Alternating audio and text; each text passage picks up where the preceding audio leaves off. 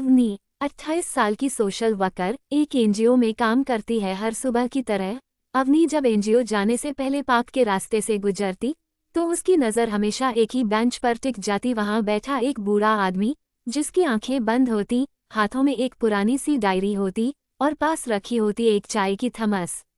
अवनी को नहीं पता था क्यों, लेकिन उस बूढ़े की मौजूदगी में कुछ था, कुछ स्थिर, कुछ सच्चा, जो उसकी व्यस्त और उलझी हुई दुनिया में थोड़ी देर के लिए ही सही ठहराव ले आता था। एक दिन बारिश हो रही थी, तेज, ठंडी, थरथराती हुई बारिश।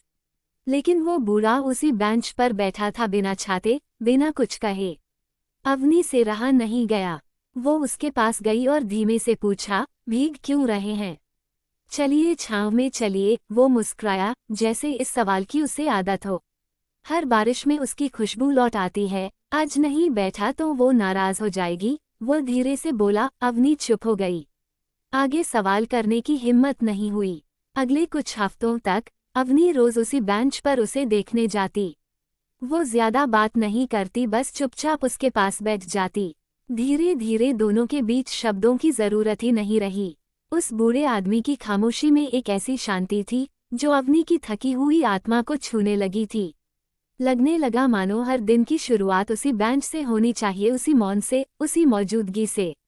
धीरे धीरे वो आदमी अब उसकी सुबहों का हिस्सा नहीं, उसके जीवन का हिस्सा बन गया था। एक दिन वो नहीं आया। अवनी ने सोचा शायद तबीयत ठीक नहीं होगी। दूसरे दिन भी वो बेंच खाली थी। तीसरे दिन भी, और इस बार बेंच पर एक लिफाफा रखा था, अवनी के नाम। उसके हाथ कांपने लगे। उसने लिफाफा खोला। अंदर एक चिट्ठी थी। प्रिय अवनी, तुम्हारी खामोश मौजूदगी ने मेरी जिंदगी के आखिरी दिनों को कुछ मायनों में सुंदर बना दिया। मैं 40 साल से अकेला हूँ, क्योंकि जिस दिन मेरी पत्नी चली गई उसी दिन मैं दुनिया देखना छोड़ बैठा। हाँ, मैं अंधा हूँ, पर जब तुम पास बैठती थी तो मुझे महसूस होता था कि कोई है जो सिर्फ देख नहीं रहा बल्कि मुझे समझ रहा है। तुम्हारे बिना सवाल किए पास बैठ जाना, तुम्हारा मौन, तुम्हारा धैर्य, वो सब मेरे लिए इबादत बन गया। आज जब मैं जा रहा हूँ तो तुम्हें एक चीज छोड़कर जा रहा हूँ, मेरी डायरी। इसमें मेरा जीवन है, अधूरा, टूटा, सच्चा, पर आखिरी पन्ना खाली है।